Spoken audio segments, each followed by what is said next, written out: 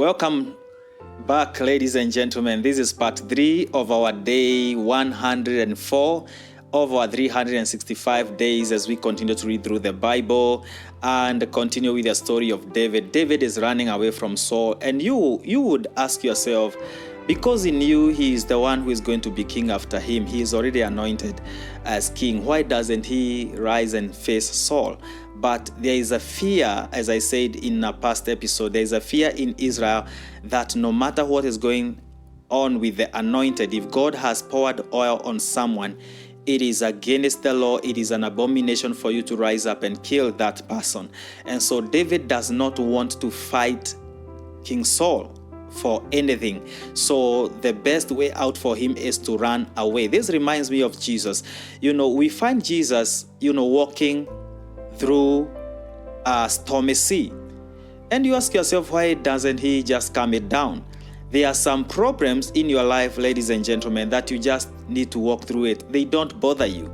So the same thing, Jesus was walking through the storm. He did not calm it down. Another time, Jesus was sleeping in the storm. He was not in any hurry to calm it down until the disciples wake him up, and he calms it down. So don't always go fighting things, don't always go fighting situations. Sometimes you can just walk through them. Yes, there is that phase in your life where you just have to walk through tough times without solving the problem. You can walk through problems without solving them.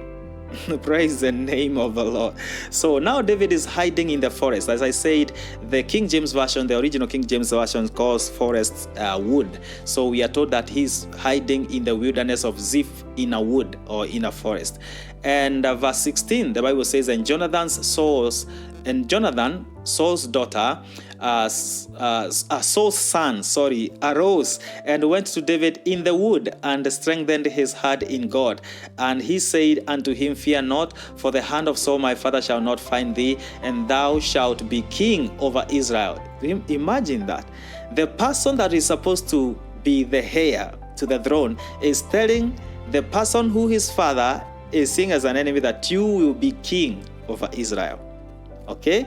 And we will see even King Saul himself confessing this. But let's read it again. Verse 17 says, and he said unto him, fear not, for the hand of Saul my father shall not find thee, and thou shalt be king over Israel, and I shall be next unto thee. He doesn't know he was going to die, but he would die eventually.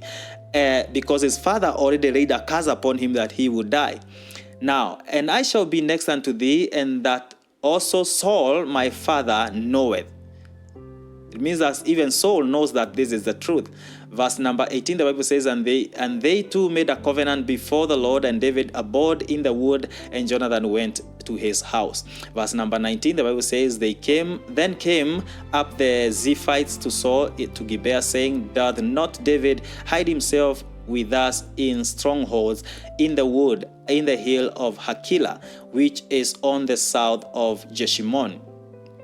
Now, therefore, O king, come down according to all the desire of thy soul to come down, and our part shall be to deliver him into the king's hand. So there are still some people that are against David. They think that by helping Saul, they will be at an advantage. So these are the Ziphites. They come and tell Saul where David is hiding. Verse 21, the Bible says, and Saul said, blessed be ye of the Lord, for ye have compassion on me. King Saul is very manipulative, and he's using the Lord even, to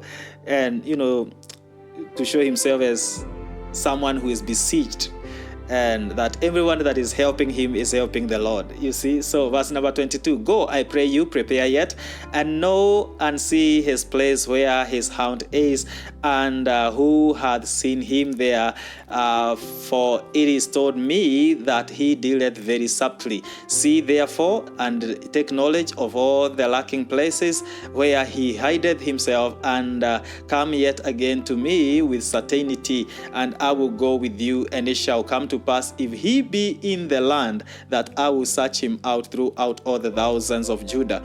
And they arose, that is verse 24, and they arose and went to Ziph before Saul, but David and his men were in the wilderness of Maon, in the plain on the south of Jeshimon. Saul also and his men went to seek him, and they told David, wherefore he came down into a rock and abode in the wilderness of Maon. And when Saul heard that, he pursued after David in the wilderness of Maon. And Saul went on this side of the mountain, and David and his men on that side of the mountain. And David made haste to get away for fear of Saul. For Saul and his men compassed David and his men round about to take them.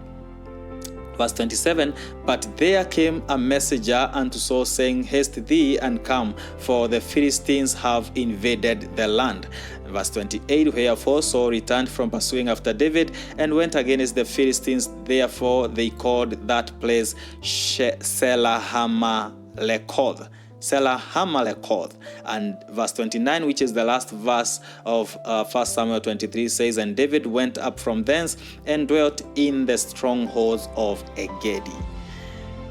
The whole of that story was to tell us how much King Saul pursued David and all that. I want us to read through 1 Samuel 24. The Bible says, and it came to pass, that is verse 1 now of 1 Samuel 24. And it came to pass when Saul was returned from following the Philistines, that it was told, saying, behold, David is in the wilderness of Engedi, that is. And then Saul took 3,000 chosen men or out of all Israel, and went to seek David and his men upon the rocks of the wild goats. And he came to the sheep cotes by the way, where was a cave, and Saul went in to cover his feet, and David and his men remained in the sides of the cave. Okay, when the Bible says he went in to cover his feet, means that he went to ease himself, a long call. And the men of David said unto him, behold, the day of which the Lord said unto thee, behold, I will deliver thine enemy into thine hand, that thou mayest do to him as it shall seem good unto thee. Then David arose and to cut off the skirt of Saul's robe privily. And it came to pass afterward that David's heart smote him, because he had cut off Saul's skirt. And he said unto his men, the Lord forbid that I should do this thing unto my master, the Lord's anointed, to stretch forth mine hand against him, seeing he is the anointed of the Lord. So David stayed his servants with these words, and suffered them not to rise against Saul. But Saul rose up out of the cave and went on his way. Now we are told that Saul went to ease himself a long call in a cave. Inside that cave, that is where David was hiding with his men. And his men tells David, now the day for you to strike Saul is today. See, he is here before you. Go and strike him. But David goes, instead of striking him, he cuts off part of his cloth as he is easing himself. And then he says, I cannot raise against the anointed, and tells his men not to do any harm against Saul. But Saul, lives. Verse number 8, David also arose afterward and went out of the cave and cried after Saul, saying, my Lord the king. And when Saul looked behind him, David stooped with his face on the earth and bowed himself. And David said unto Saul, wherefore hearest thou men's word, saying, behold, David seeketh thy heart? Behold, this day thine eyes have seen how the Lord hath delivered thee today into mine hand in the cave. And some bade me to kill thee, but mine eye spared thee. And I said, I will not put forth my hand against my Lord, for he is the Lord's anointed. Moreover, my father, see the skirt of thine robe in my hand, for in that I cut off the skirt of thy robe and killed thee not. Know thou and see that there is neither evil nor transgression in my hand, and I have not sinned against thee. Yet thou huntest my soul to take it. The Lord judge between me and thee, and the Lord avenge me of thee, but mine hand shall not be upon thee. As saith the proverb of the ancients, wickedness proceedeth from the wicked, but mine hand shall not be upon thee.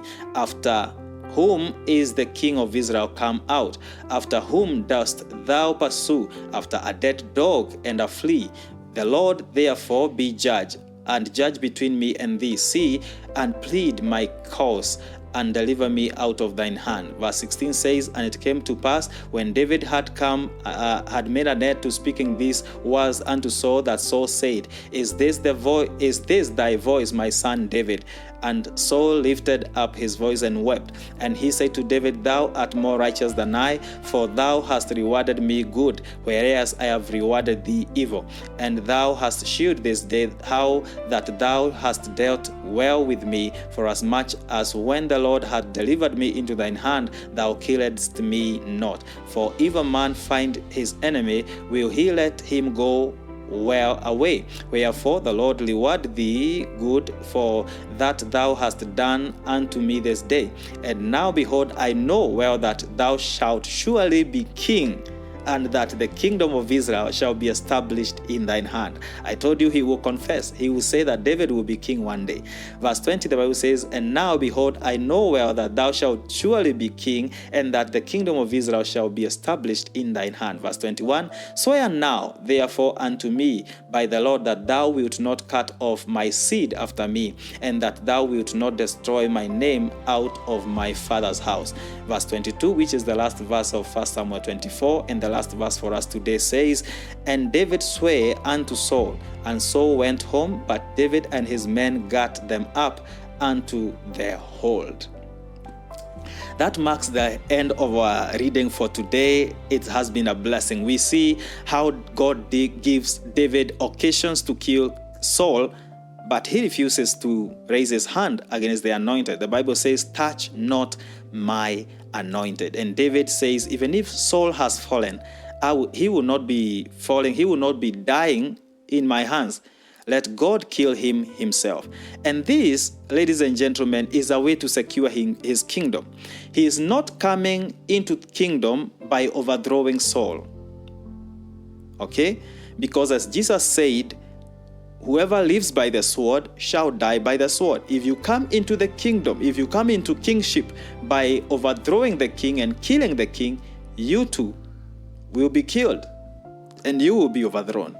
That marks the end of my reading for today. Join me tomorrow even as we continue with the reading, and even as we continue going through the scriptures in our 365 days of the Bible reading challenge. May God bless you. May God keep you.